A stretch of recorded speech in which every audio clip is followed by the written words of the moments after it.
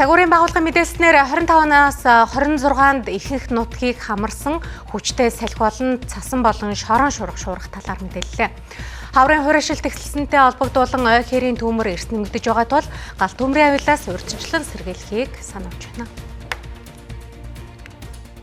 Өнөөдрийн байдлаар Архангай аймгийн Хайрхан, Дорнод аймгийн Халхгол, Хэрлэн, Баян ул, Булган, Цагаан овоо, Даш болбор сүмгээд нийт 8 аймагт ой хэрийн галт төмөрг бүртгэгдэжээ. Төмөрт урьдчилсан байдлаар ойн 887 га, хэрийн 1 сая 390 мянган га, 39 гэр, 6 автомашин, 11 мотоцикл, 6937 бог, 569 бод мал өртжээ.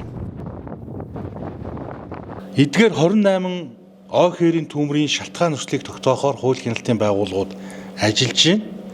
За онцгой комиссийн дарга Монгол Улсын шадар сайдаас өгсөн үүрэг чиглэл онцгой байдлын ерөнхий газрын даргын баталсан энэ төлөвлөгөөний дагуу бол одоо энэ жилийн хуурайшилтыг эртнээс төлөвлөж 1 сар 2 сард Улсын онцгой комиссийн албан даалгавар онцгой байдлын ерөнхий газрын даргын төлөвлөгөө баталтаад үүний дагуу одоо төв орон нутгийн холбогдох мэргэжлийн байгууллагууд бэлтгэл бэлэн байдлаа хангаж урьдчилан сэргийлэх ажлыг одоо зохион байгуулж байгаа хэдий ч түүмэр гарах тохиолдол бол буурахгүй байна.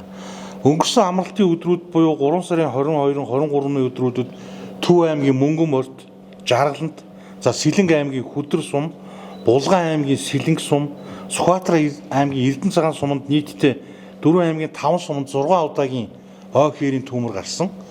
За эдгээрийг бол ирсэн мэдээллийн дагуу одоо тухайн орон нутагт амьдардаг иргэд сум орон нутгийн мэргэжлийн анги онцгой байдлын байгууллага ингээд төмөр унтраах ажлыг зохион байгуулад унтраасан байж байгаа. Сүүлийн 24 цагт ой хэрийн төмрийн 5 шар ус шатсан 6 дуудлага мэдээллээр ажиллаа. За одоогоор энэ бүх төмрүүдийг унтраасан. За